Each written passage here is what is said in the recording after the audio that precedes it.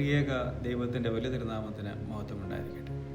ശൂനോയ നോമ്പിൻ്റെ 2-ാം ദിവസത്തിലേക്ക് നാം പ്രവേശിച്ചിരിക്കുകയാണ്. മനുഷ്യജീവിതത്തിലെ ഏറ്റവും വലിയ ശക്തി എന്ന് പറയുന്നത് അറിവും സമ്പത്തും അധികാരമൊന്നുമല്ല, ദൈവത്തിലുള്ള ഒരു വിശ്വാസമാണ്. പരിശുദ്ധ ദൈവമാതാവിൻ്റെ ജീവിതം ഈ സത്യം നമ്മെ പഠിപ്പിക്കുന്നുണ്ട്. ഗബ്രിയേൽ മാലാഖയുടെ സന്ദേശം കേട്ടപ്പോൾ അവളുടെ മുന്നിൽ അനേകം ചോദ്യങ്ങളുണ്ടായിരുന്നു. എന്നാൽ ചോദ്യങ്ങളെക്കാൾ വലുതായിരുന്നു അവളുടെ വിശ്വാസം. കാരണം അവൾ സാഹചര്യങ്ങളെ നോക്കിയല്ല ജീവിച്ചത്, ദൈവത്തെ നോക്കി ജീവിച്ചു. വിശ്വാസം എന്നത് എല്ലാ ചോദ്യങ്ങൾക്കും ഉത്തരം ലഭിക്കുന്നതല്ല. ഉത്തരം ലഭിക്കാതിരുന്നാലും ദൈവത്തിൻ്റെ കൈകളിൽ സ്വയം സമർപ്പിക്കുന്നതാണ് യഥാർത്ഥ വിശ്വാസം. ഇന്നത്തെ ലോകം പറയുന്നത് കണ്ടിട്ട് വിശ്വസിക്കൂ.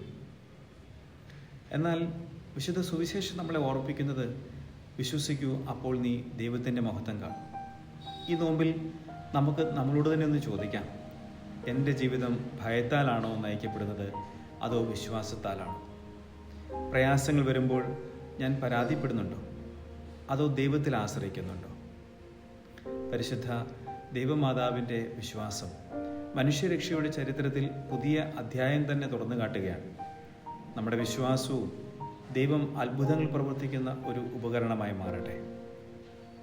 ഈ ശൂനോയ നോമ്പിലൂടെ ഭയത്തേക്കാൾ വലിയ വിശ്വാസവും, സംശയത്തേക്കാൾ വലിയ പ്രത്യാശയും, സ്വയത്തേക്കാൾ വലിയ ദൈവാശ്രയം നമുക്ക് ലഭിക്കാൻ തക്കവണ്ണം ഇടയാവട്ടെ.